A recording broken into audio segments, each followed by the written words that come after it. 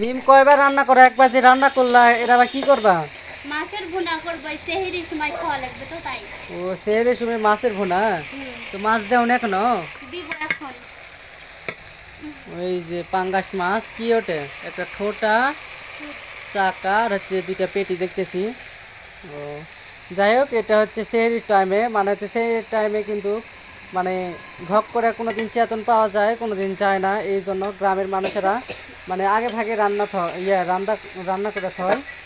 এই তো দেখুন দেখুন মাছের ভুনা, ভুনা হলে শেষ। হ্যাঁ আর এখানে কি এটা, এটা কি বুট? হ্যাঁ, বুট রান্না করে ওখানে খেয়ে এই দিচ্ছি। তো দেখেন, মানে রমজান আলে খাওয়ার টাইম কিন্তু অনেক সুন্দর, মানে হচ্ছে একটা সময়ও বেশি লাগে জিনিসপাতি রান্না করতে, কিন্তু খাওয়া দাওয়ার টাইম কিন্তু সেই ভালো লাগে। এখানে দেখেন ভোট রান্না করে দিচ্ছে, আর এখানে দেখেন এই তো মাছের ভুনা হয়ে যাচ্ছে।